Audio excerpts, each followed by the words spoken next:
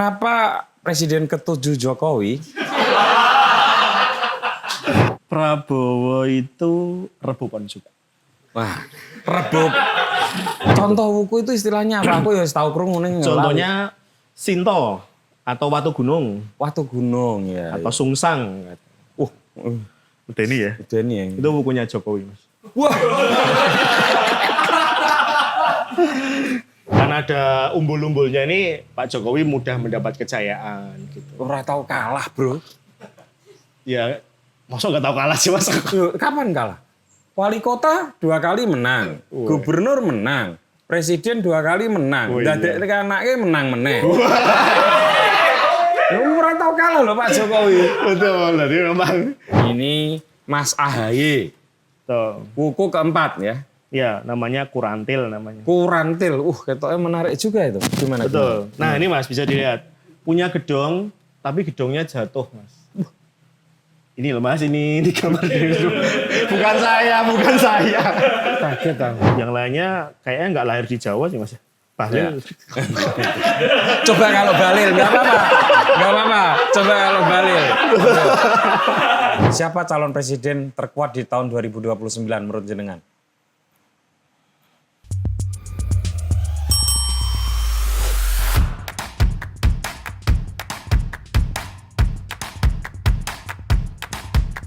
Halo teman-teman, ketemu lagi dengan saya, Purut EA, Kepala Suku Mojo. Tema kali ini dibilang orang-orang itu saya guyon, tapi enggak. Saya serius. Melihat politik dari sisi klinik. Gampang saja ya kalau saya mau memilih tema itu, alasannya itu faktual politik saja.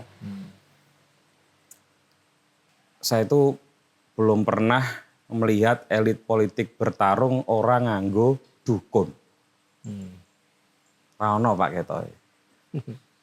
Bahkan sekarang itu banyak elit-elit politik yang gemar kungkum, Mas. Sebelum pemilihan? Apa setelah? Sampai sekarang. Jadi kekuasaan itu kan mungkin ketika mau memenangkan ya butuh benteng, butuh support spiritual gitu ya. Dan ketika memperebutkan atau bertahan dalam posisi kekuasaan tertentu juga terjadi. Dan itu levelnya, mohon maaf bagi teman-teman yang suka ngikutin pilkades sampai bupati, opo gubernur, ketoknya kabeh nganggo dukun lah. Ya. Cuman saya tidak mau mempersempit ini dari persoalan dukun semata ya, tapi ya dari sisi perklinikan ya. Yo klinik itu ketoknya dunianya lebih kompleks dari yang kita bayangkan dan tentu saja dengan Mas Rendra Agusta. Benar Mas? Betul Mas. Sudah nganggo Ki Ageng? Belum. Tepuk tangan dulu buat Mas Rendra.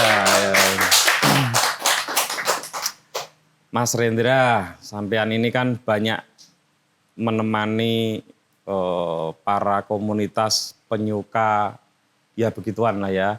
Entah itu mistisisme, entah itu klinik, entah itu sejarah, dan tentu saja kitab-kitab ya, kuno ya. Kitab-kitab kuno. Saya mau awali dengan apa yang membuat Anda tertarik mendalami itu? Kalau jujurnya karena kuliahnya di sastra Jawa ya Mas. Jadi sempat kuliah di sastra Jawa UNS. Itu pun juga karena pilihan terakhir tuh Mas. Karena dulu kalau mau masuk ke kedokteran kan sulit ya. Oke. Passing grade-nya terlalu tinggi gitu. Terus akhirnya masuk sastra Jawa itu sebenarnya dulu agak dendam gitu. Karena waktu sekolah nggak pernah lulus bahasa Jawa dengan nilai bagus. Gitu. Nyon Sewu, Anda waktu SMA di mana? Sragen Mas. Sragen Tina.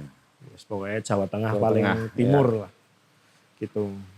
Jadi bahasanya juga kurang baik dan di satu sisi saya dilahirkan di aristokrat desa Mas. Jadi landlord ya. Jadi mbah saya Bayan, terus buyut saya lurah gitu. Jadi hidup di lingkungan ya politikal desa kan bahasa itu menjadi penting kan.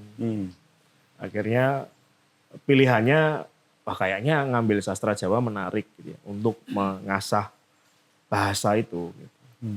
Terus baru lama-kelamaan, oh ternyata ada ya ilmu yang mempelajari sesuatu yang lebih tua lagi kan, kayak manuskrip, prasasti. Gitu. Dan akhirnya lebih tertarik ke sesuatu yang lebih tua itu. Gitu. Daripada sekedar kayak unggah-ungguh atau sekedar bahasa yang dipelajari standar misalkan gitu. Berarti Anda mengambil jurusan sastra Jawa, Sunlex. Terus mengambil spesifikasi ke manuskrip. Ya, filologi.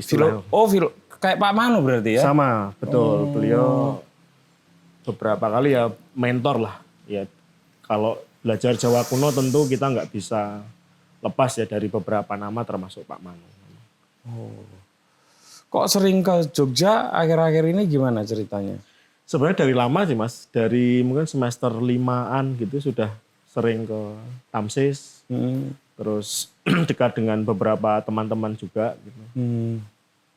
Dan sampai sekarang ya mungkin keterusan ya untuk dolan-dolan ke Jogja gitu. Kalau dari sisi dunia seperti itulah ya, baik dari manuskrip kuno sampai dunia klenik, mungkin juga mistisisme Jawa gitu ya. Sama nggak sih Solo sama dengan Jogja? Sebenarnya banyak samanya. Cuma karena mungkin pasca Giyanti ya Mas. Ini kan dulunya satu kerajaan, kemudian kan berpisah gitu. Jadi betul. Sakralitas kalau di Jawa itu ada namanya pancer kan. Jadi pancer. Jadi manusia itu sebagai pusat yang mancampat ini 4 titik penting gitu ya. Makanya sedulur papat itu. Ya, secara personal itu sebagai negara maka di Jogja ada Masjid Patok Negoro misalkan di 4 arah gitu. Ya. Nah, secara landscape geografis kerajaan juga begitu. Kalau di Jogja di utara ada Gunung Merapi, di selatan ada Pantai Selatan, terus kalau di Solo ada Gunung Lawu, ada Andelepeh di Wonogiri, gitu.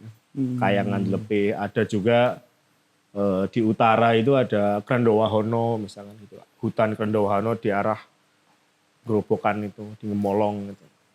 Kalau misalnya ini ya, garis imajiner Merapi, Tugu Golong Gilik ya, bukan Tugu Jogja loh ya ini teman-teman ya, Tugu Golong Gilik ini. Kalau menurut Pak Fajar ya, Pak Fajar itu almarhum Profesor Damarjati Supajar, guru saya waktu kuliah. Dan keraton itu kan ada sumbu imajiner sampai Parangtritis. Nah kalau di Solo juga ada gitu nggak? Sama sebenarnya. Jadi kalau di Solo sebenarnya kalau kita hadap utara persis itu pasti juga akan ke arah Krendowahono ya. Kemudian Krendowahono. Apa itu? Itu hutan, terus disakralkan karena dipercaya sebagai tempat Durga bersemayam. Jadi Dewi Durga sebagai pelindung roh-roh jahat ya dalam tanda kutip. Itu yang menjadi pancer utara gitu.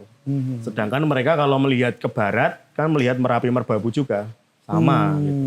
Nah mungkin bedanya gitu Mas. Kalau Jogja melihat Merapi itu sebagai pancer utara, nah Solo ini melihat Merapi dan Merbabu ini sebagai pancer barat. Gitu. Setelah perjanjian Giyanti itu. Oke. Pertanyaan selanjutnya ya, waktu perjanjian Giyanti itu dilaksanakan, kan ada semacam kayak bagi-bagi ya. Betul. Mana yang manuskripnya atau kitab-kitabnya atau apapun gitu ya, yang dibagi. Dan apa yang membedakan itu? Kalau yang paling jelas sebenarnya wilayah jelas ya. Kalau wilayah iya. Wilayah jelas, misalkan Bagelen kemudian masuk ke Jogja sebagian, Kutuarjo masih di Solo ya pada waktu itu, kemudian Ngawen masih Mangkunegaran, terus beberapa enklave di Monconegoro Timur juga ada lah yang punya Jogja dan Solo. Gitu. Tetapi secara spiritual, pancer-pancer yang menjadi pancernya Mataram Pragianti, baik Kartosuro maupun zaman Sultan Agung, Ya. ketika keratonnya masih di Pleret atau di Kota Gede, ya tetap dipakai oleh keduanya sampai sekarang. Jadi keraton Jogja masih, walaupun jauh dari Gunung Lawu, tapi kalau ruahan seperti ini, pas sasi Sakban ini, dia masih labuan alit ke Lawu juga. Demikian pula Keraton Solo yang masih labuan ke Laut Selatan gitu. Oke. Walaupun secara posisi dekat dengan Keraton Jogja ya. Gitu. Mas, tolong saya dikoreksi ya kalau keliru ya. Di Solo itu menghasilkan Mangkunegoro Sekawan ya, yang banyak menghasilkan Karya kitab sastra. karya-karya sastra. Salah satunya yang terkenal ya Wedotomo. Terus juga menghasilkan pujangga besar yaitu Ronggo Warsito. Di Jogja ada juga begitu nggak? Sebenarnya banyak ya, banyak. Di Jogja pun kalau kita baca teks-teks di Sonobudoyo atau di Pakualaman ada beberapa nama. Tapi memang tidak terkenal Ronggo Warsito ya, posisinya begitu. Oke. Jadi sebenarnya itu stigma karena keteraksesan mungkin ya. Jadi karya Ronggo Warsito itu kemudian saat awal abad 20 dicetak sama penerbit Belanda, Tionghoa maupun Pribumi. Betul. Dan lebih terbaca dibandingkan karya-karya Keraton Yogyakarta maupun Pura Pakualaman. Nah itu kenapa? Kenapa karya-karya dari wilayah Solo gitu ya, itu lebih terakses dan lebih banyak mendapatkan eksposur dibanding karya-karya sastra dari Jogja? Sebenarnya mungkin ya permasalahannya agak organik ya Mas, karena keberterimaan pembaca juga ya, mungkin ya. Oh. Misalkan itu juga kayak nikahan gaya Solo lebih diterima Mas di Jawa Timur, Jawa Tengah.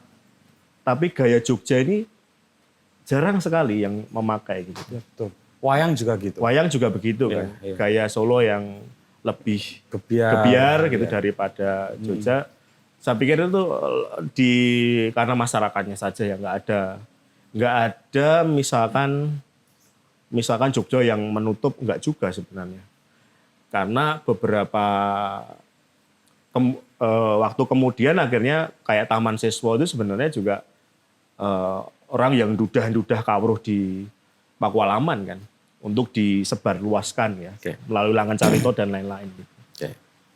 Kita masuk ke tahap berikutnya, Mas. Banyak orang, banyak aliran pemikiran, banyak keyakinan orang Jawa bahwa orang Jawa itu punya sistem pengetahuan yang luar biasa. Bahkan sangat banyak yang meyakini bahwa Jawalah pusat kosmos. Ya. Kira-kira pengetahuan itu didasarkan atas apa?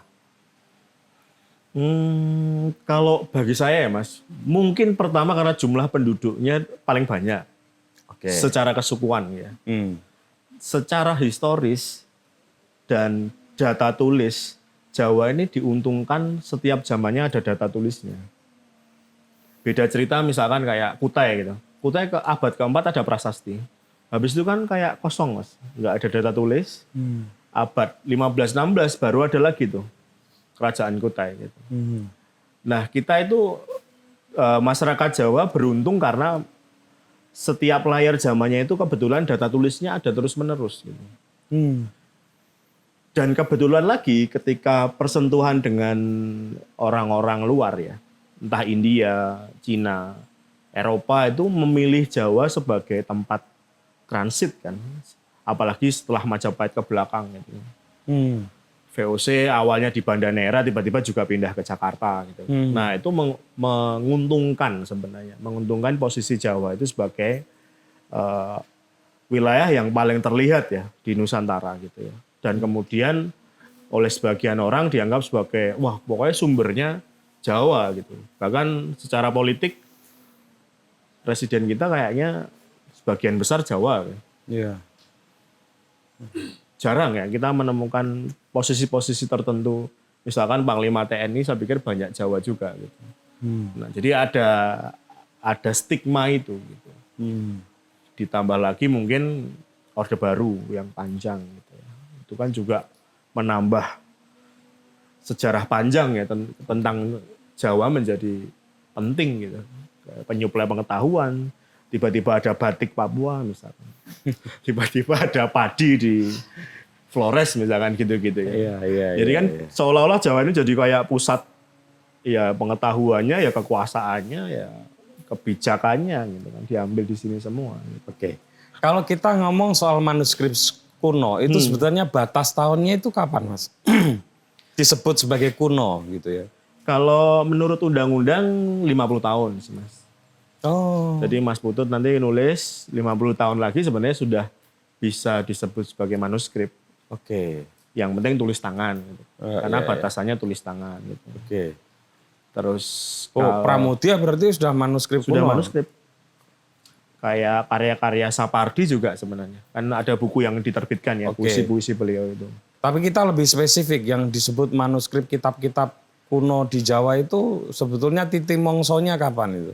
Titik awalnya yang paling tua yang kita punya secara material itu akhir Majapahit, abad 15. Oke. Itu naskahnya ada di Inggris, naskah Sang Hyang Hayu namanya. Kemudian yang paling muda itu ketika mesin cetak itu hadir di Jawa. Jadi awal abad 20 gitu. Tapi secara kebudayaan Jawa membatasi diri kayak ya manuskrip Jawa itu ketika kerajaannya sudah beralih ke masa republik gitu. Jadi ketika di keraton tiba-tiba sudah mulai lazim menggunakan mesin ketik, cetak, apalagi print ya sekarang. Dan itu tidak kita sebut sebagai manuskrip. Sebetulnya kalau dari sisi itu tidak ada yang istimewa ya dari Jawa? Nggak ada. Karena yang lain punya juga. Makassar punya. Iya. Bali punya. Lontara ada. Kerinci punya. Iya. Cuma memang jumlahnya paling banyak. Oke. Kebetulan ya Jawa gitu. Apalagi jika dibandingkan dengan Barat ya. Iya. Lalu di mana istimewanya Jawa kalau begitu? Istimewanya Jawa karena bagi saya ya Mas, ini bisa sangat pribadi. Teman-teman bisa nggak setuju gitu.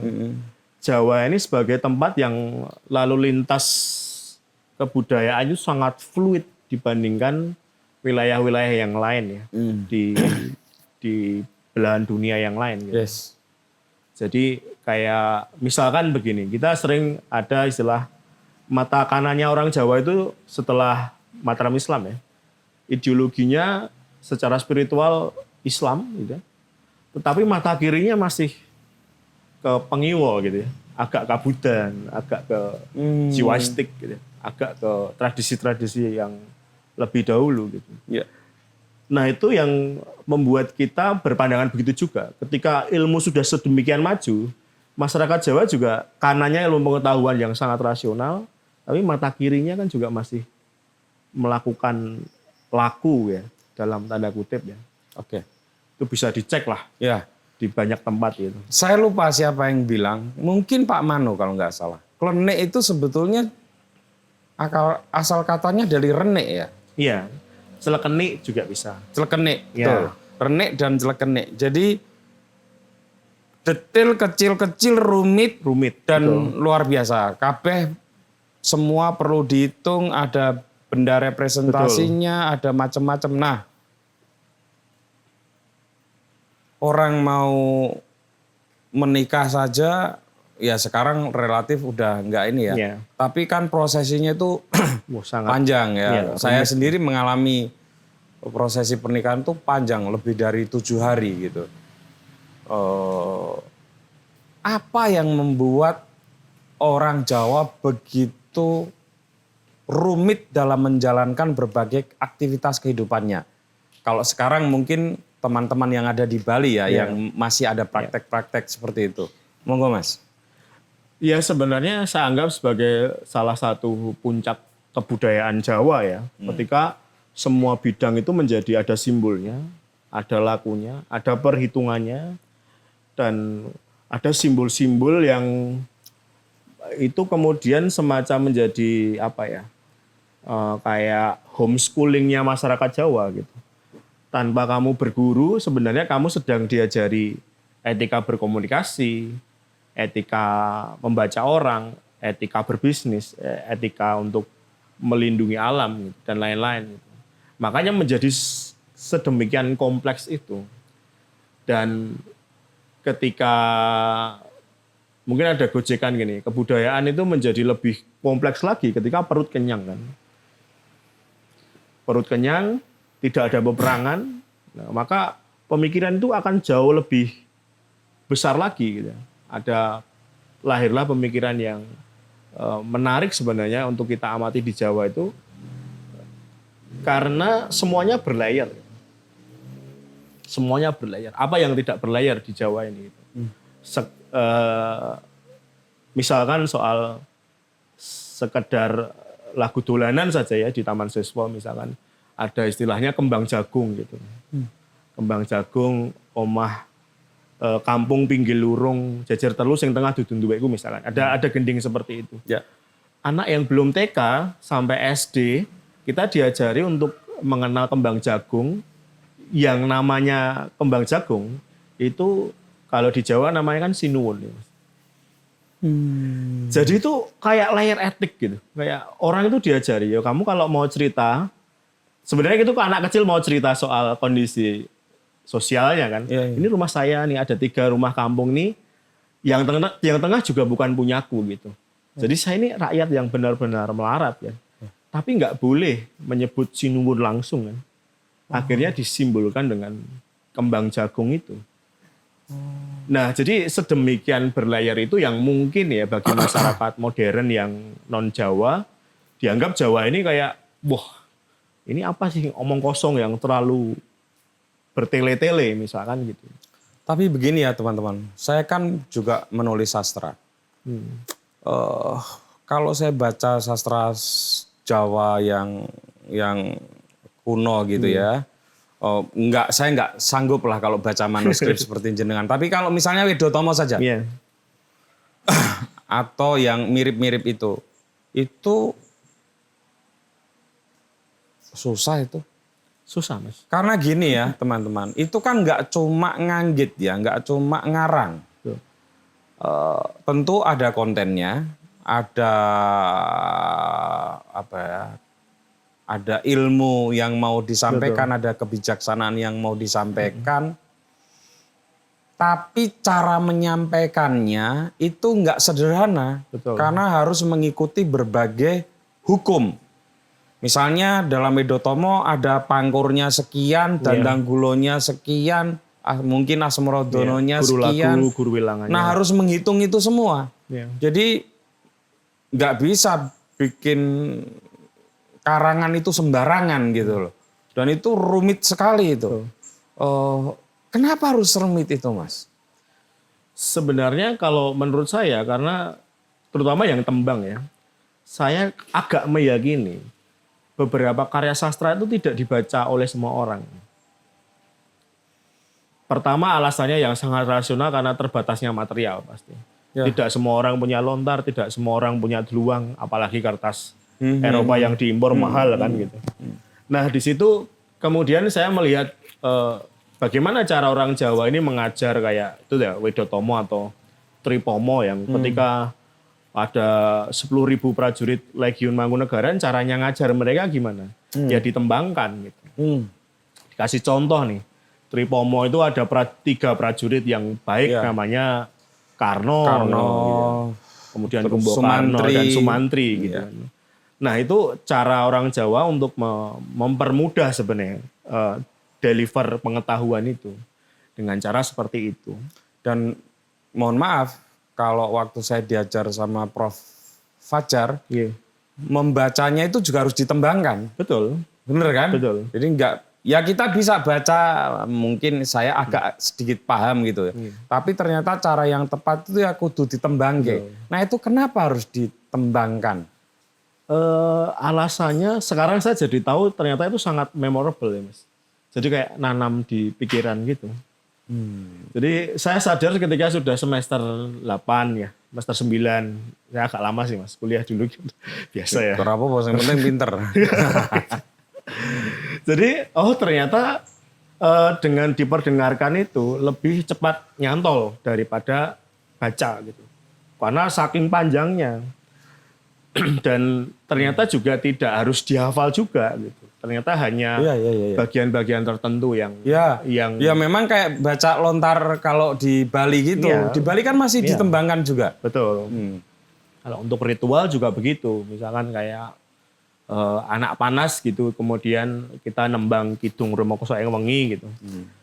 Ya itu ya hanya ditembangkan 1-2 bait saja sebenarnya. Kepentingannya sangat praktis dan memorable tadi. Gitu. Nah itu yang saya pikir hilang ya hari ini di masyarakat Jawa karena pada umumnya membaca karya itu membaca. Ada bukunya kemudian dibaca gitu kan. Sedangkan di masa lalu estetika membaca itu sampai ke ada yang tembang juga. Walaupun ada yang prosa juga ya. Kemudian bagian-bagian konteks zamannya mereka masih tahu gitu. Sedangkan saya saja ketika membaca teks tua itu kadang-kadang sudah antara nggak relevan atau saya nggak tahu yang dimaksud apa sebenarnya. Jadi kayak kehilangan layar kebudayaan yang membentuk orang agar bisa memahami karya itu. Oke. Nah, salah satu bentuk kerenikan atau sekeni tadi itu adalah persoalan perhitungan kelahiran manusia. Betul. Sebenarnya di Barat juga ada kan, ada zodiak juga. Tapi kan nggak serumit di Jawa. Coba Mas, di Jawa apa saja itu variabelnya? Variabelnya banyak ya, dari harian, terus ada Dwiworo itu siang malam. Oke. Triworo itu ada untuk penyusun rumah, kayu kajeng beteng itu. Jadi untuk beteng itu untuk batu, kayu ya kajeng itu, kemudian besi. Jadi kalau misalkan pondasi rumah ya kita milih harinya hari beteng. Kalau mau nambah kayu ya pas hari kajeng gitu misalkan. Oh gitu. Jadi ada itu juga. Kemudian ada Caturworo, kemudian ada Pancawara yang sangat terkenal, Pasaran, Paing Pon Wage Kliwon Legi gitu kan. Kemudian ada Satworo, itu Paringkelan. Paringkelan itu semacam hari naas. Kemudian ada Saptaworo, 7 harian, ya Senin sampai Ahad ya. Kemudian ada hari 9, hari 8, kemudian ada bulan, ada pertengahan bulan, ada tahun. Kenapa kalau ada 2 orang Jawa yang mau menikah yang masih ngogemin ilmu ini, misalnya perempuannya harus diketahui nih, wetonnya misalnya. Laki-lakinya juga nanti tanggal menikahnya itu dihitung. Kenapa harus serumit itu? Sebenarnya Jawa kan mengkhususkan 3 fase hidup itu Mas. Jadi kelahiran kan dihitung. Kelahiran ada, kalau setiap orang Jawa lahir pasti punya yang namanya weton. Kan seperangkat tuh, sampai tahun, sampai windunya apa, wukunya apa gitu. Nah kemudian itu disimbolkan matahari terbit kan. Anak-anak kecil Jawa disebut Seh Timur gitu. Timur. Tesih Timur. Tesih Timur. Atau orang-orang yang meninggal muda kan selalu disebut dengan Sedo Timur itu. Kalau di keraton selalu begitu. Kan. Kemudian kalau tengah hari itu pernikahan. Itu fase kedua kan orang Jawa. Gitu. Jadi menikah atau kalau orang yang tidak menikah, dia yang diwisuda menjadi pandita misalnya. Nah, itu juga punya pengkhususan kan, hari-hari khusus untuk menghitung pernikahan atau mentahbiskan menjadi seseorang. Ya, kenapa harus dihitung dan ditentukan harinya? Apa masalahnya di situ? Masalah utamanya sebenarnya ya unsur kepercayaannya jelas ya. Karena ada hari baik, ada hari buruk yang berpengaruh berdasarkan itu. Tetapi yang bisa dijamin secara logika sebenarnya secara sains pengaruh kelahiran seseorang itu juga dipengaruhi geografis, dipengaruhi kondisi alamnya, musimnya penghujan apa panas misalkan gitu. Oke.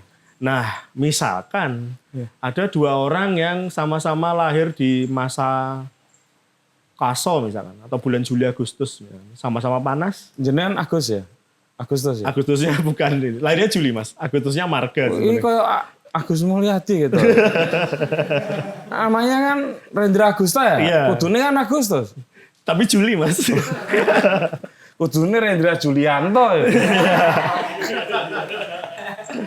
Ya gitu, jadi kadang orang yang lahir di musim panas, bayinya juga sedikit punya perasaan yang agak pemarah. Oh, Anda? Ya. Juli kan? Juli betul, itu mongso 1 ya, mongso pertama, Kaso. Ya, itu musim kemarau tapi untuk daerah-daerah tertentu dingin malamnya. Dingin malamnya. Diding. Pediding, Ya. betul. Kan itu ekstrim ya. Makanya orang-orang yang lahir di bulan mongso 1 itu kayak ambisius, kayak punya amarah tinggi, tapi juga dia kalau ngejar cita-cita bagus banget. Pasti Wah, yang ngelem awake dhewe. Rasa apa sih ngelem? Berarti aku ini oke lah, karena Maret kan masa hangat itu. Betul. Ya, betul. Maret. Itu Saya namanya Maret. Mareng Mas namanya. Mareng. Mareng Oh, itu ada dialek. orang istilahnya. Dari penghujan ke kering itu namanya mareng. Kalau dari kemarau ke penghujan namanya labuh. Oh, labuh, istilahnya. ya, ya. Kan untuk pertanian kalau labuh nanam padi. Nanam padi. Ya, gitu. iya. Oke. Saya langsung meloncat. Kenapa Presiden ke-7 Jokowi Aduh mas. Ini baru berapa menit pertama. Loh, udah lah. Pengantarku udah bertele-tele ya. Wah. Enggak, supaya teman-teman kan dapat fundamentalnya dulu. Betul. Ya. Kenapa kalau memutuskan sesuatu Rabu Pon? Kebetulan ya mas. Ya, monggo. Ini data yang saya dapat di Google ya mas. Yeah. Saya nggak tahu. Karena di Jawa kan kalau sudah masuk maghrib kan hari selanjutnya. Nggih. Nah, kebetulan ini saya hitung dari yang ada di Google. Saya tidak menghitung apakah maghrib apa enggak. Kalau dihitung dengan kalender Masehi, harinya Rebu Pon.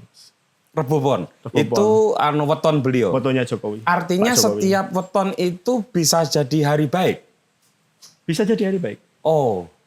Makanya itu ditirakatin ya. Betul. Kalau yang masih lelaku biasanya memang weton tidak boleh keluar rumah atau meminimalisir pekerjaan luar. Tapi itu membuat keputusan besar Rebu Pon. Tapi segala keputusan penting biasanya diambil pas weton. Oh, Setelah gitu? kenduren gitu. Setelah bancaan lah kalau di desa itu. Jadi Pak Presiden sekarang juga Rabu loh Mas. Rebu juga ya? Iya. Rebu Pon juga? Pak Prabowo itu Rebu Pon juga. Wah, Rebu. Ini pertanyaan yang penting lagi ya. Rebu, monggo Minus ya, tunjuk, Mas. ya. Bahaya banget ini. Rebu Pon dengan Rebu Pon cocok nggak? Bisa cocok bisa enggak? Tapi kan di Jawa selalu ada variabel lain. Kan? Oh ya. Tidak hanya wetonnya kan juga ada wukunya. Oke. Ada. Nek wuku ya apa Mas? Jadi di Jawa itu ada tawukon ya, perhitungan mingguan. Oke. Jadi setiap 1 minggu itu wukunya apa. Nanti kita punya 30 siklus wuku. Wah, kayak. Jadi 210 hari nanti kembali lagi ke wuku yang sama lah. Kira-kira gitu. Contoh wuku itu istilahnya apa? Aku ya tahu krungu ning. Contohnya Sinto atau Watu Gunung Watu Gunung ya. atau Sungsang. Udah ini ya. Udah ini ya. Itu wukunya Jokowi, Mas. Wah. Pantesan sekti yo. Sekti, Mas. Tak kasih gambarnya, Mas. Nah, Ini piye carane Mbok Suti Sora iki? Ini wukunya Jokowi. Hah? Oh, di situ ya. Piye carane? Kene, Bro. Ini adalah biar Gambar. diterangkan sama Ya, Mas ini Rendra. gambar wukunya Bapak Jokowi namanya. Monggo, Pak Jokowi. Nah, ini wukunya wuku Sungsang. Nah, ini tokohnya yang ini Raden Sungsang. Kemudian ini dewanya Ganesha. Kok kebetulan Pinter. Pinter ya Pak Jokowi. ya, gitu. Dan itu logo PSI loh, Bro. Wah, dihitung betul sama Pak Jokowi. Gitu. Terus ini ada burungnya burung nori, terus ini ada umbul-umbul. Gitu. Nori itu apa ya? Nuri Mas. Nuri. Nuri, Oke. burung nuri. Terus ini ada pohonnya pohon tangan. Kok nggak ada kodok dan cebongnya? Enggak Mas, enggak ada di Nggak ada sini. ya? Tapi ada kolamnya sih Mas di sini. Ini ada Oh, kolamnya. mungkin karena itu. Yeah. Gitu. Nah, menurut perhitungan ini ya, jadi karena ada umbul-umbulnya ini Pak Jokowi mudah mendapat kejayaan gitu. Ora tahu kalah, Bro. Ya, masa nggak tahu kalah sih Mas? Yuk, kapan kalah? Wali kota 2 kali menang, gubernur menang, presiden 2 kali menang, dadek anaknya menang meneh. Ora tahu kalah loh Pak Jokowi. Betul, jadi memang dan dinaungi ini Ganesha kan, dewa yang membuat senjata. Gitu. Mungkin ini alasannya gajah ini, PSI ini gajah ini. Ya, Nggak ya, mawar ya Mas? Nggak mawar. Berarti ganti dukun beliau. Justru sampean konsultan. Enggak Mas. Oh. Gitu. Oh, iya. Jadi kurang lebih gini lah, ada Jawa ada visual-visual gitu untuk menghitung ya bekal dasar kelahiran manusia Jawa lah kira-kira gitu. Itu kira-kira orangnya seperti selain tadi selalu beruntung. Terus ada ini kayunya kayu tangan ya karena bentuknya daunnya seperti tangan. Dia biasanya yang dinaungi pohon ini segala yang dikerjakan jadi. Enak menur ya Bapak. Tapi betul ya, dia jadi waktu jadi pengusaha furniture juga berhasil. Iya. Pensiun wae Jaya, Bro. Tuh, kalau burung nuri memang dia ini lebih dekat ke keluarga gitu ya. Oke. Kalau Pak Prabowo? Kalau Pak Prabowo. Nah, Pak Prabowo, mari kita lihat. Oke. Bentar Mas. Ininya 15. Namanya Julung Pucut ini Mas. Ini sebentar, biar Disut dulu. Nah, ini disut dulu. Ini Julung Pucut. sama-sama Rabopon tapi Julung Wujud. Betul. Kalau tadi apa Mak Jokowi? Julung Sungsang. Julung. Sama-sama julung. Julung itu berarti apa Mas? Watak dasarnya julung itu. Ya terlihat ya. Makanya kan ada kayak julung wangi, julung kembang itu kan orang-orang yang lahir pada matahari terbit atau matahari tenggelam misalnya. Oke. Jadi dia ditandai itu. Ini coba dijelaskan sedikit. Nah, ini julung Pucut wuku ke-15. Nah, ini dewanya ada Dewa Guritno. Dewa Guritno itu Guritno bukan bulan Guritno. Guritno itu bintang. Ya, dia Pak karirnya cemerlang tapi dia nggak mau diungguli oleh orang lain. Biasanya begitu. Gitu. Terus nah di sini ada ini tokohnya si Raden Julung Pucut ini, kemudian ini ada burungnya adalah burung emprit dan pohonnya pohon rembuyut gitu. Jadi rembuyut itu ringin-ringinan Mas. Oke, jadi orangnya nggak mau dikalahkan. Nggak mau dikalahkan. Jangan lupa depannya ada gunungan dan harimau. Mantek asing. Tapi dasar tuh nek pidato bisa sampai 2 jam lebih. Betul. Jadi nah karena di sini ada harimau, dia itu ini Mas tidak mau diungguli dan suka memerintah untuk bekerja. Gitu. Jadi biasanya mengejar, tidak suka diperintah, tapi sering memberi perintah. Gitu. Pemimpin-pemimpin banyak yang Julung Pucut juga, kayak gitu. Oke. Gitu. Sama-sama Rabopon, tapi tadi wukunya beda. Nah di sini tidak ada kolamnya Mas. Yang artinya relatif lebih pemarah dari Pak Jokowi yang punya kolam. Gitu. Ini menurut buku ya. Buku. Bukan menurut saya. Ini kita baca buku. Lindungi saya. Ini sekali lagi. Ini kan yang menguasai ilmu ini kan ada bukan hanya jenengan Iya, kan, ada ya banyak artinya orang. bisa dipertanggungjawabkan, Betul, bisa beliau dicek hanya juga. membacanya gitu, menerangkannya gitu. Betul. Oh, kesatrianya siapa? Kok Abimanyu itu? Enggak ya? Ya ini, jadi kalau wuku itu tokoh-tokohnya memang nama-nama kesatrianya. Ini kesatria namanya Julung Pucut. Oh, Julung Wujud. Tapi visualnya seperti Bima. Ya. Oke. Jadi dia yang agak galak, agak ya karakter Bima lah mas, yang pokoknya menangnya ora pernah boso dan seterusnya. Beda dengan tokoh-tokoh yang lain yang karakternya lebih halus. Oke. Kayak gitu. Bisa nggak kita pindah ke Gibran? Bisa mas. Coba. Gibran itu wukunya wuku yang pertama. Wuku namanya wuku Sinto namanya. Jadi di dalam tradisi Pawukon itu. Sebentar saya. Ini Mas Gibran Raka Buming Raka, Wakil Iya. Presiden Indonesia sekarang. Betul. Ya. Nah, jadi di Pawukon itu kan ada tokoh namanya Watu Gunung, ini ayahnya. Kemudian Watu punya Gunung saya tahu. istri Sinto sebagai wuku yang pertama dan nanti punya anak tadi Raden tadi gitu. Nah, Sinto ini karakternya sangat low. Dia bisa Iki lo tenanan lo. ini Sinto Mas, Sinto ya. Sinto, Sinto. bukan Mas Gibran. Bukan ya? Mas Gibran, Sinto, ya. Sinto maksudnya. Semua orang yang punya wuku Sinto itu dia pinter, kalau istilah Jawanya itu mangku. Mangku. Dia pengennya apa tak layani. Nah, ini mangku. Nah, kalau di wuku biasanya kan wuku-wuku tinggi, orang yang idealis itu kan wukunya biasanya 21 sampai 30 ya. Itu yang bisa menaklukkan ya hanya Sinto. Karena orang Jawa nek dipangku mati. Ya, seperti huruf Jawa. Seperti huruf Jawa. Jadi Ya. ini punya gedung di depan, kekayaannya melimpah. Gitu. Sugih. Gitu. Terus pohonnya gendayaan. Gendayaan itu juga pohon yang buat naungan banyak orang.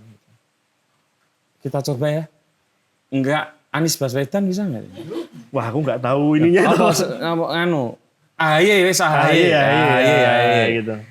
AHY. AHY itu wukunya Kurantil, Mas. Itu wuku keempat.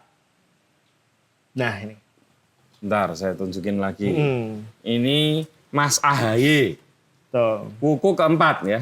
Ya, namanya Kurantil namanya. Kurantil. Ketoknya menarik juga itu. Gimana? Betul. Nah, ini Mas bisa dilihat. Punya gedong, tapi gedongnya jatuh, Mas. Ini loh Mas, ini gambar dulu. Bukan saya. Kaget aku. Tapi dia juga Gedong itu bisa merepresentasikan partai enggak? semua yang bermaterial bisa disimbolkan gedong. Termasuk mungkin ya kekayaan ya, gitu-gitulah. Oke. Tapi dia juga punya kejayaan, Mas. Jadi dia punya umbul-umbul tadi sama seperti Pak Jokowi ya, punya umbul-umbul gitu. Dia bisa mencapai kejayaannya, tapi karena gedungnya jatuh seperti ini, sulit mengelola gedungnya, rumahnya. Gitu. Ini atau mungkin kekayaannya juga ya, dia kurang pandai untuk mengelola kekayaannya. Kekayaan macam-macam ya, kapital macam-macam gitu. Ya. Kayak gitu. Oke, siapa lagi tokoh yang Anda sudah pindah? Yang lainnya kayaknya nggak lahir di Jawa sih Mas. Bahlil. Coba kalau Bahlil, nggak apa-apa. Coba kalau Bahlil. Menarik menyoroti Pak Bahlil. Bahlil itu 20. Kemana ya?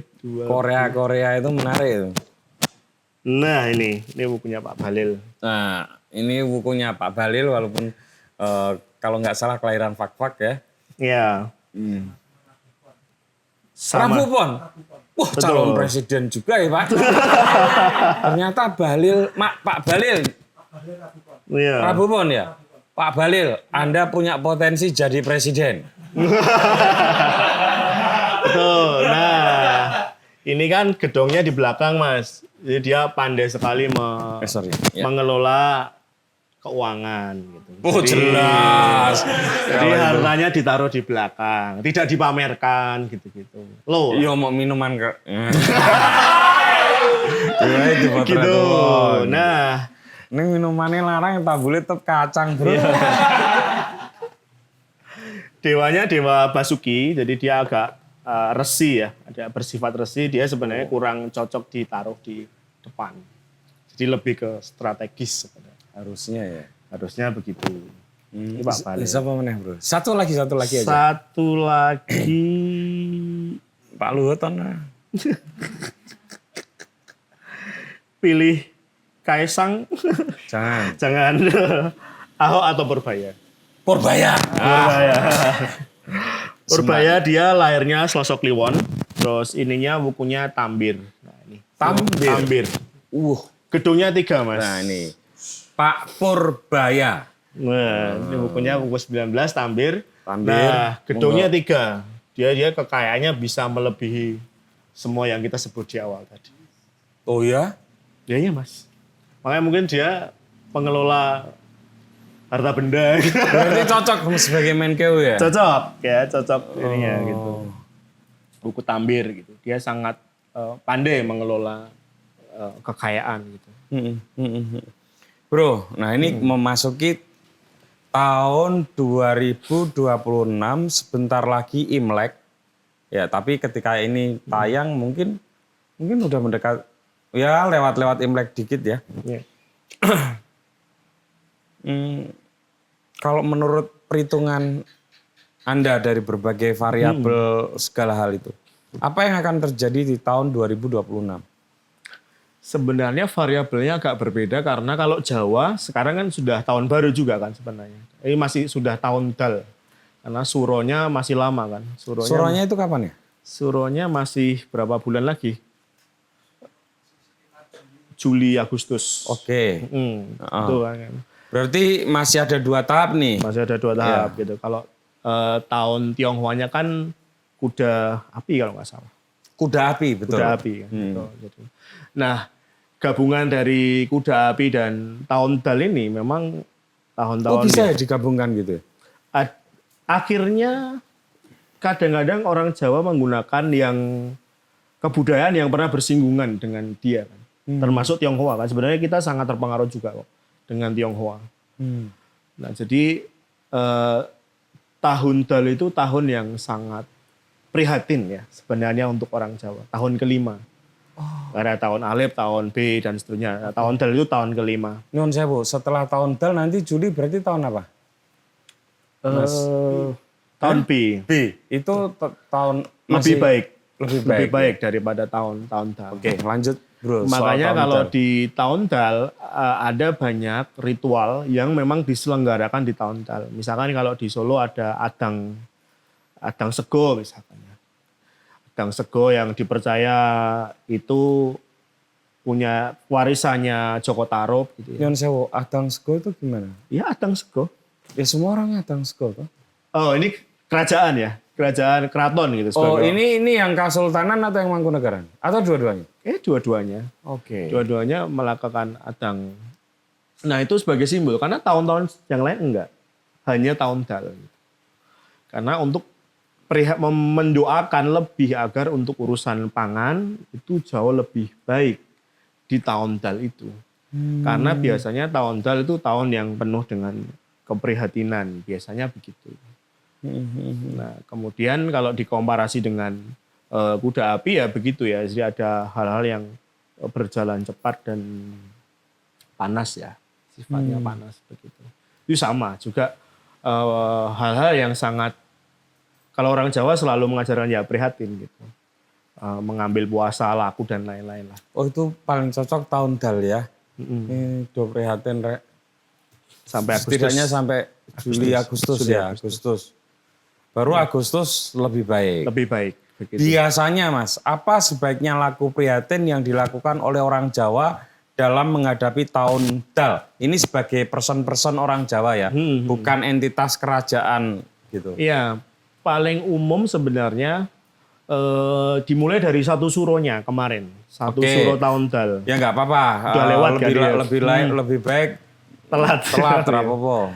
Biasanya orang-orang Jawa pedesaan ya, itu dia melakukan lakunya macam-macam, bisa jalan kaki yang muterin gunung, bisa ke tempat-tempat yang suci gitu, bisa ziarah gitu ya, biasa ke makam-makam suci. Dan dia mengambil praktek asketisme ya, laku tadi. Biasanya misalkan, biasanya kalau memang tiap hari makan telur ya dikurangi saja setiap weton 35 hari sekali itu mengurangi menu yang umum dia makan misalkan gitu. Jadi dal itu selalu kita diperingatkan untuk ya kalau ada apa-apa kamu siap-siap gitu. Kalau terjadi sesuatu yang ekstrim gitu. Nah, saya nggak tahu, tapi kebetulan tahun dal ini ada banyak hal yang terjadi di Indonesia, bencana. Nah, itu kan hal-hal yang juga kita nggak mau juga, tapi itu terjadi. Gitu. Kenapa ya orang Jawa itu bisa, walaupun rumit, dan saya kadang-kadang agak nggak setuju, segala sesuatu harus dirasionalkan. Betul. Saya kan termasuk orang yang ora kabeh-kabeh kudu dirasionalke. Kalau saya ya, nah, kalau dari sisi keilmuan ya monggo. Tapi kalau yo ngono kuwi lah gitu ya. Ada banyak hal di hidup ini, di dunia ini yang tidak mudah dipahami oleh otak manusia. Gitu. Dua ya, kalau yang memang nggak bisa ya nggak usah dikompatibelkan, dicocok-cocokke kalau saya. Kalau saya sih orangnya seperti itu. Termasuk misalnya kan ada konten jenengan soal santet, soal apa ya. Saya ya bukan apa-apa. Cuman kan saya pernah melihat ada santet. Apalagi dulu saya penelitian lama di Jawa Timur ya. Bahkan Nyon sewu, jangan salah. Kalau nggak salah sudah ada dulu tuh kalau nggak salah sudah ada RUU tentang santet. Saya nggak tahu apakah itu jadi belum ya? Udah di ini atau belum. Dan di rumah sakit Surabaya itu ada museum santet. Betul. Artinya secara medis diakui, gitu. Walaupun belum bisa dianalisis, gitu loh. Betul. Oh, tapi itu diakuin loh di dunia medis. Iya diakuin bu. Dibedah ono rantai ning jero weteng kok. Kalau kata Pak Fajar dulu ya, kalau Pak Fajar kan mencoba untuk ya kan bagaimanapun kita kuliah ya. Ya memindahkan materi kan memang bisa. Kalau jenengan kan teorinya tim. Ya, kalau Pak Fajar enggak. Pak Fajar itu teorinya ya begitu satu benda itu bisa kita intervensi menjadi satu energi, ya dia bisa bergerak cepat dan bisa lenyap dan bisa kemudian makanya beliau pernah punya teori nanti akan tiba di satu saat sistem pengiriman benda-benda itu sudah nggak pakai ekspedisi sampai kayak gitulah. Nah, tapi oke. Balik ke yang tadi ya soal kerumitan orang Jawa itu tadi.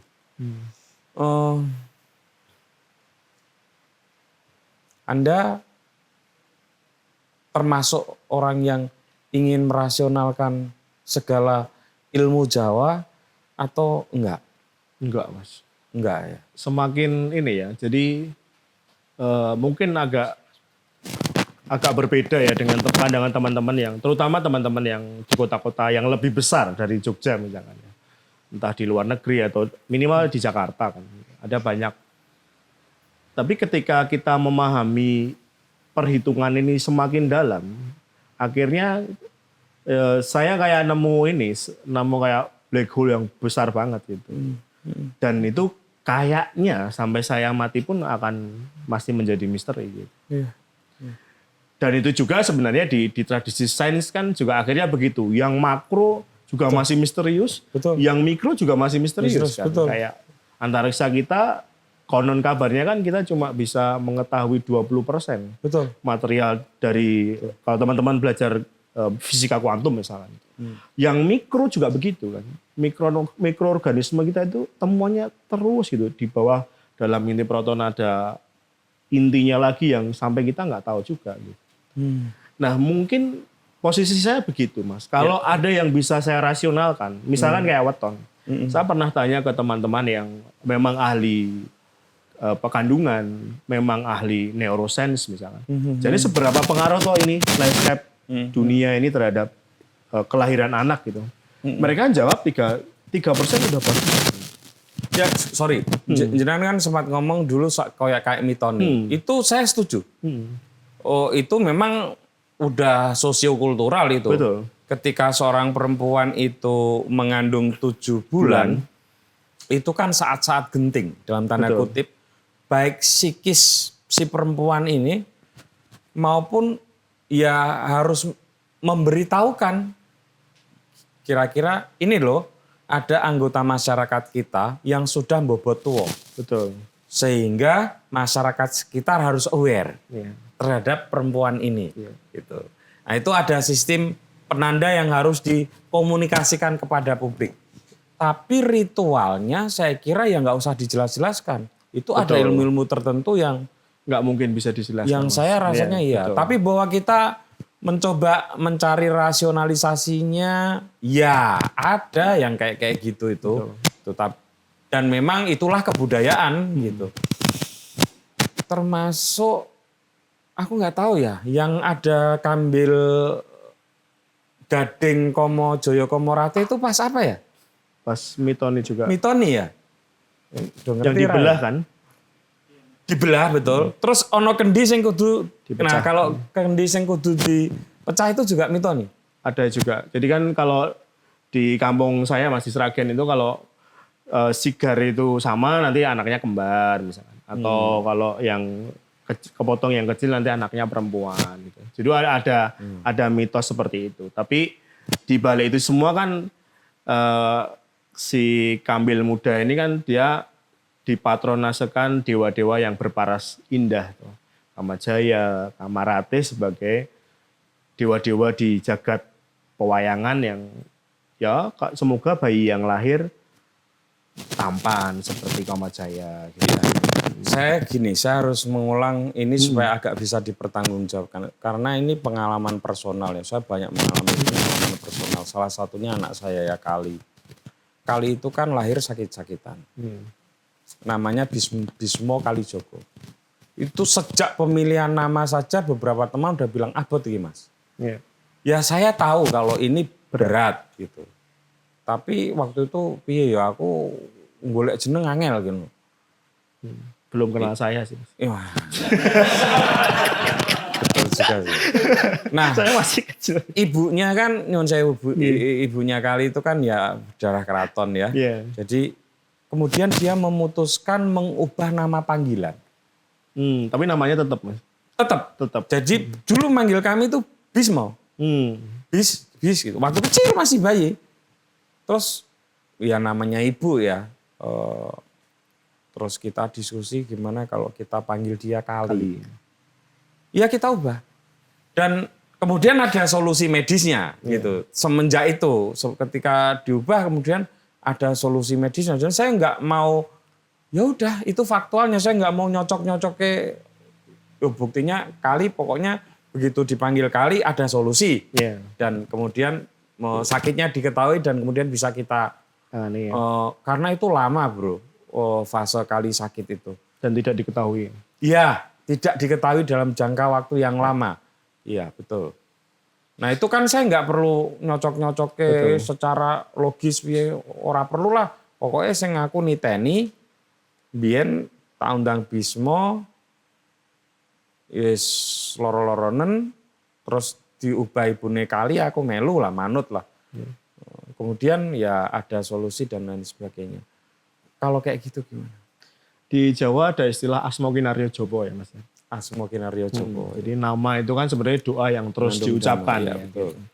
Nah kadang-kadang ada yang membuatnya menjadi berat itu karena orang lain melihatnya berat gitu ya. Tapi kalau memang kuat menanggung ya sebenarnya ya aman-aman saja. Gitu. Tapi memang penyebutan itu sepertinya memang bisa merubah banyak hal. Contohnya gini Mas. Contohnya misalkan di banyak landscape kebudayaan Jawa, zaman kecil itu ada nama Karapan itu Mas. Apa Paraban. Paraban. Iya, Paraban. Zaman saya kecil Mas, saya tidak pernah dipanggil Rendra. Dipanggil Kuncung. Oh, gitu. Jadi kuncung itu berarti anak kecil, yang anak kecil ya? potongan rambut itu loh, potongan rambutnya kuncung gitu. Jadi kemudian setelah gede akan dipanggil Rendra kan. Tapi ketika nikah biasanya kan disurut ke nunggak semi, nama leluhurnya. Oke. Diberi nama tuwo gitu. Oh iya, Asmo Sepuh. Asmo sepuh. Ya. Gitu. Jadi kadang saya membayangkan, oh ternyata karena kakek saya namanya Dipo Wiono ya. Nah ketika saya menyandang nama Dipo Wiono kok rasanya jadi nggak enak ketika akan hingar-bingar terus-menerus gitu. Secara psikologis tuh kayak Meh nakal kok. jenenge kok wis tuwo nah, gitu kan Mas. Ya Tapi- tetap nakal sih. Tapi kalau namanya Rendra kan bisa nakal sampai 70 tahun. Iya, Gitu. iya. Jadi kayak gitu. Saya pikir di Jawa ada perasaan seperti itu yang juga nanti disambut oleh masyarakatnya. Gitu. Seperti gelar juga kan, haji, Pak Kaji kok orang sholat subuh misalkan gitu. Ya. Ketika sudah dipanggil Pak Kaji gitu. Ya. Atau Pak Dalang kok sikapnya bahasanya kurang santun misalkan gitu. Teman-teman, ini sebetulnya obrolan saya masih banyak yang pengen saya tanya, tapi waktu sudah 1 jam, sehingga saya akan buka kesempatan bagi teman-teman yang ingin bertanya pada Mas Rendra. Ngerempet bahaya ora apa-apa. Mas Putut sing jamin. Ya, monggo-monggo yang terutama yang pengen tahu jagat perklinikan dan ilmu Jawa-Jawa ya. Ilmu Jawa. Nek wong Jawa itu soalnya anu ya. Oh, orang Jawa. Nah, berarti orang Mudeng. Gimana? Ada? Silakan, Mas. Monggo. Ya, selamat malam, Ya. Mas. Asmonipun? Nama saya Oki. Oke. Weton? Weton. Kalau kakek saya itu ngajarin jangan kasih tahu waskom ndak orang-orang. Aneh kan iso dilacak. Ya udah, monggo. Saya hormati. Dari Grobogan. Iya. Saya sebagai anak muda kadang kalau mengamati orang menikah ya, di Grobogan terutama dan pakai higu, itu kok rasanya agak ribet gitu. Karena hitungannya kan bukan cuma hari ternyata. Bahkan sampai ke lokasi rumah, ngalor meta. Betul. Terus setelah itu juga kadang ada yang sebenarnya dua desa berbatasan, tapi nggak boleh menikah. Entah kenapa alasannya. Ketika saya rungut katanya dulu tokoh-tokoh adatnya pernah berseteru. Iya. Itu kan bagi saya kan agak kok mau menikah aja bukan cuma hambatan finansial, tapi juga hambatan weton, lokasi rumah. Itu sebenarnya ada solusinya atau memang sudah fix? Ya bisa diapa-apain ini Mas. Oke. Terima kasih. Sama saya tambahin sekalian dulu ya, sekarang sudah banyak enggak peduli ya. Yaitu wong Jawa untuk nikah karo wong Sunda. Ya, monggo itu kan menambahi ya. Pernah dengar ya teman-teman ya. Ya walaupun ya oke koncoku sing wong Jawa nikah wong Sunda bahagia wae. Ya monggo Mas. Iya. Kalau ada solusi apa enggak? Kalau dukunnya saya ada, Mas. Karena Masalah wong Jawa kita kudu ono solusine terus ya. ada solusi terus. Makanya kadang-kadang hari ini tuh tren semua dukun nganten karena nikah kan Sabtu Minggu teman. Kok bisa semuanya Sabtu Minggu gitu kan? Iya ya. Dulu enggak loh. Dulu enggak Mas. Betul. Tengah Ini hari betul itu pasti Rabu. Wah, mesti Selasa. terus ono disarati apa gitu ya. Gitu. Kayak kasus yang rumah itu karena memang arah timur laut kan, jadi Lor Wetan itu memang di daerah Jenengan di Grobogan sama sebenarnya sampai Sragen Utara juga itu memang arah yang dihindari memang secara spiritual memang gitu. Nah biasanya Mas sebelum dipondok ke 40 hari itu kan biasanya nganten lanang akan mondok istilahnya dipondok ke, jadi dia akan dipinjami tempat di sekitar rumahnya pengantin perempuan. Nah di situ biasanya ada kenduren Mas. Jadi misalkan nih rumahnya timur laut sama barat daya gitu kan. Nah nanti dia dicarikan rumah yang tidak di barat daya ini. Dia di arah barat atau di arah barat laut gitu.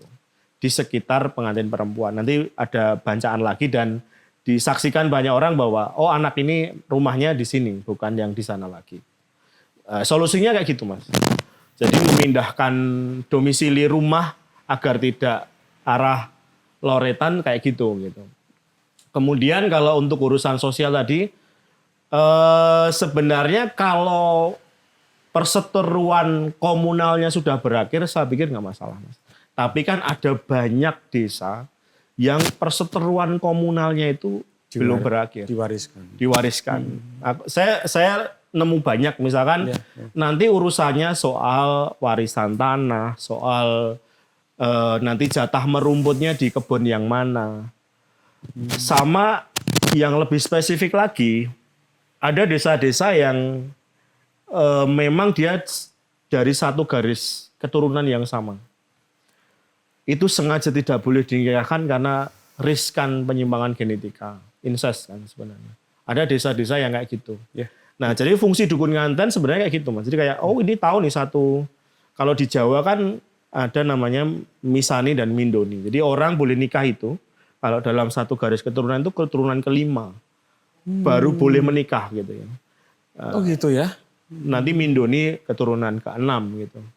Nanti kalau masih keturunan ke-4 dia nggak boleh nikah. Apalagi keturunan ketiga kan, cucu antar cucu nggak boleh kan. Nah kebetulan kalau itu rumahnya berdampingan atau desa yang berdekatan, maka dukun nganten itu berkewajiban untuk tahu ini nggak boleh keluarga ini dengan keluarga ini. Karena alasan biologis tadi sebenarnya. Jadi, nah permasalahannya hari ini apakah dukun nganten itu tersedia di setiap desa itu?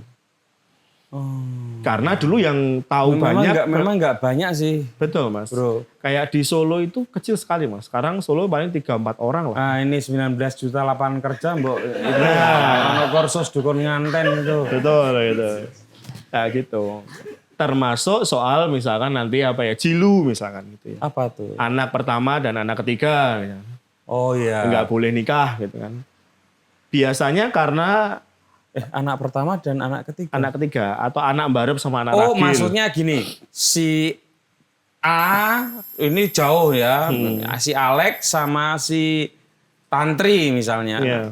Itu Alex anak pertama, Tantrinya anak ketiga atau ragil misalnya. Atau anak bungsu misalnya. Oh, nggak boleh. Itu istilahnya di Jawa jilu ya. Jilu. Bukan boleh tutup malah. Ya bisa. Ada yang bilang seperti itu, tapi banyak yang tidak mengizinkan. Akhirnya saya jadi tahu alasannya juga psikologis juga gitu. Jadi anak pertama biasanya lebih mandiri karena kondisi ekonomi keluarganya belum terlalu mapan ketika anak ketiga gitu. Apalagi di rentang usia orang tua yang kurang lebih sama misalkan gitu. Jadi ada alasan-alasan gitu. Sama seperti tadi Jawa Sunda. Jawa Sunda itu sebenarnya nggak ada masalah gitu. Nggak ada masalah yang berarti selain urusan kultural. Jawa itu sebagian besar wilayahnya pesisir dan berada di tepian sungai.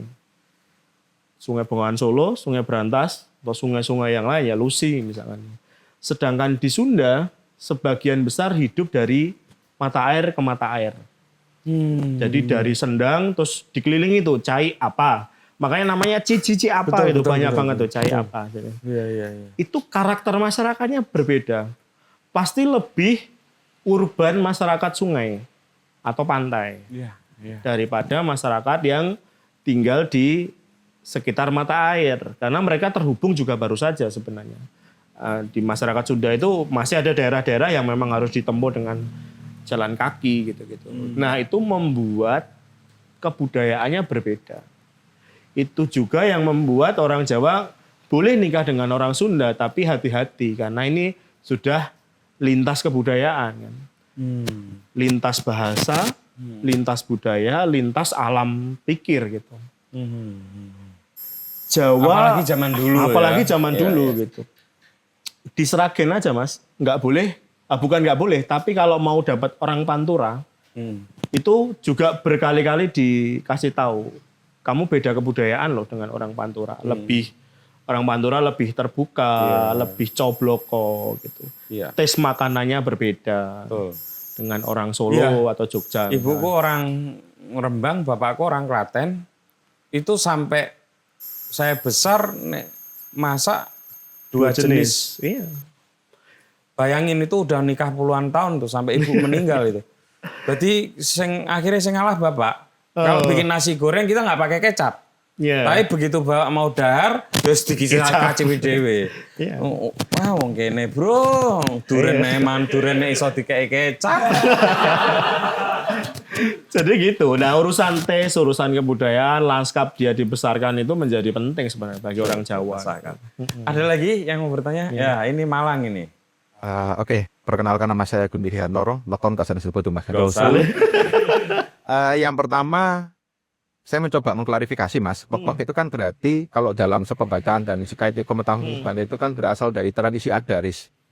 Kita tahu bahwa isu climate change kan hari ini sedang seksi ya. Nah, misalnya perubahan pola cuaca dan sebagainya itu juga berpengaruh terhadap beton liputan. Ya, apakah dia misalnya agak sedikit pergeseran ataukah nggak ada pergeseran. Artinya bukan letonnya yang berubah, tapi kemudian sedikit ada, kalau istilahnya itu sedikit kalibrasi.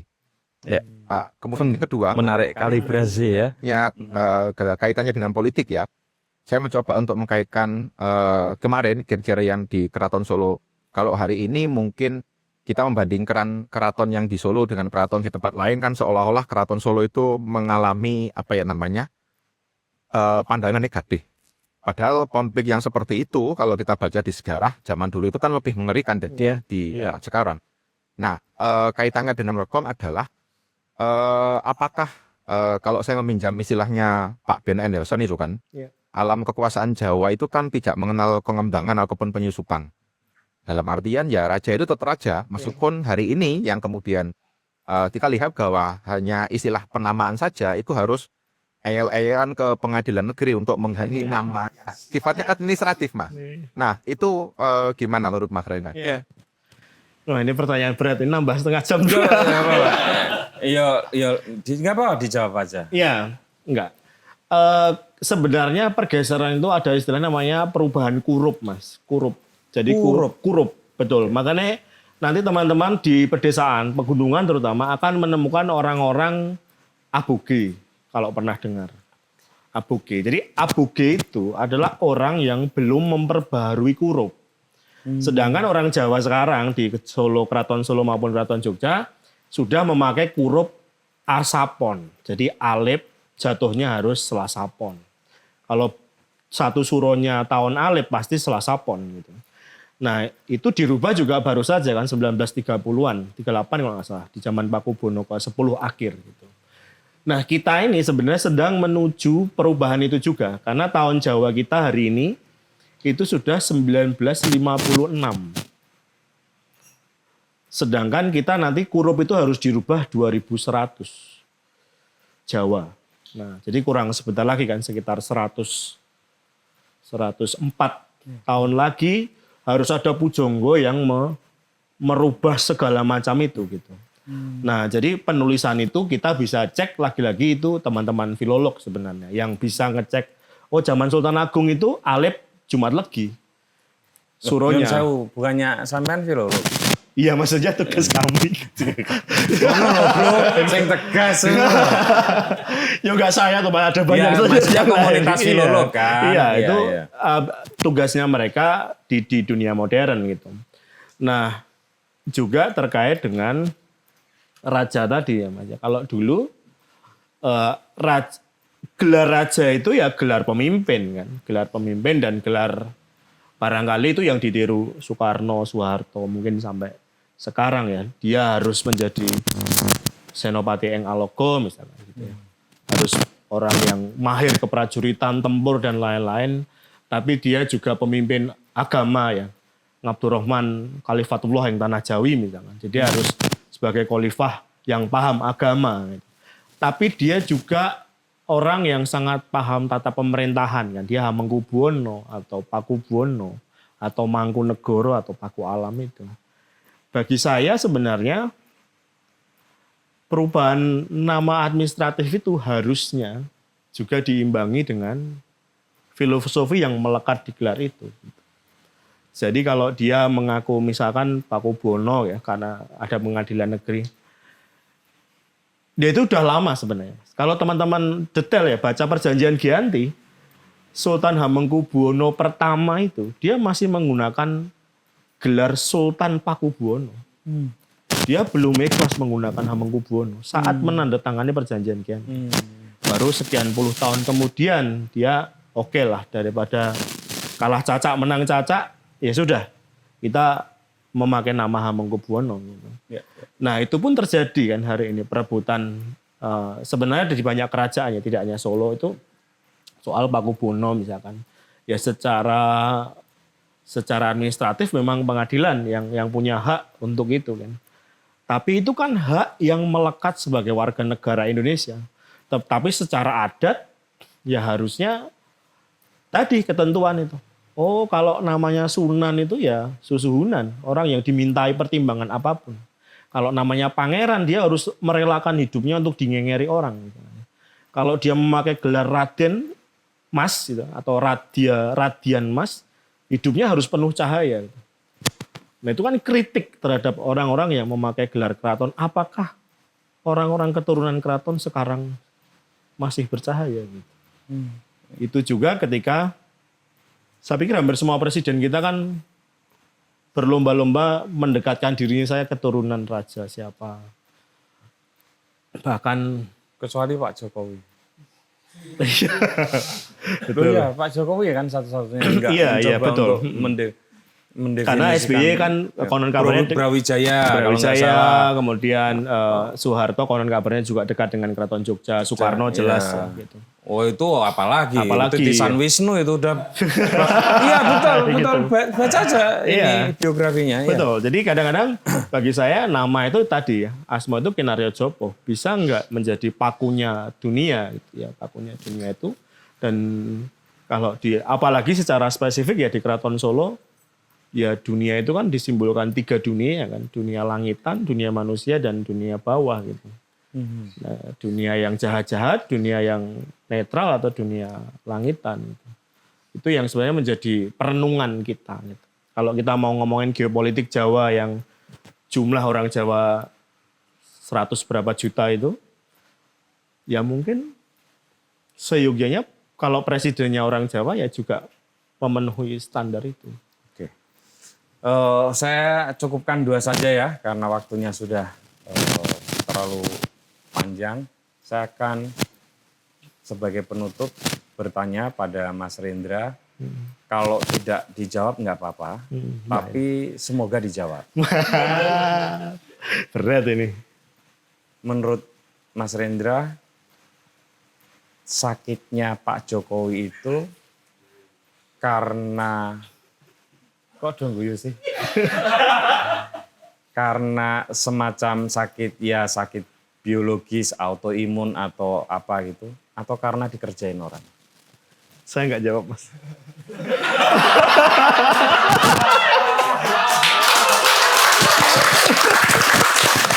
Matur nuwun Mas Rendra. Walaupun diakhiri dengan nggak dijawab. Oke. Kira-kira, ora terima aku sih. Kira-kira siapa calon presiden terkuat 2029? Sebentar. Sebelum itu, saya batalkan pertanyaan itu. Apakah Pak Prabowo akan tetap berkuasa sampai tahun 2029? Sangat mungkin. Sangat mungkin berkuasa. Sangat mungkin. Oke, yuk. Dia memenuhi Senopati Ngalogo. Oke. Pertanyaan ketiga sekaligus terakhir penutup lah ini. Iya. Siapa calon presiden terkuat di tahun 2029 menurut jenengan? Bebas toh, Mas? Bebas. Siapa ya? Gusti Bri mungkin? Gusti Bre. Calon presiden. Tepuk tangan. Matur nuwun sangat nggih. Itu teman-teman ya monggo silakan ya tapi ini saya sangat percaya setiap budaya perjalanan manusia interaksinya dengan lingkungan dan sekitarnya termasuklah kepercayaan-kepercayaan tertentu itu ada banyak hal yang kita mungkin nggak perlu berdebat di sana, tapi perlu untuk tahu dan siapa tahu mau untuk berusaha memahami. Itu yang paling penting. Sehingga kita bisa mengerti kita itu lahir dari banyak hal yang berbeda dan tidak perlu berantem soal hal-hal seperti itu. Dan semoga kita bisa melewatkan tahun Dal ini dengan baik. Sehingga nanti di Agustus kita bisa masuk tahun B nggih. Ya. Tahun B dengan lebih baik lagi. Sampai ketemu lagi dengan tamu kami selanjutnya.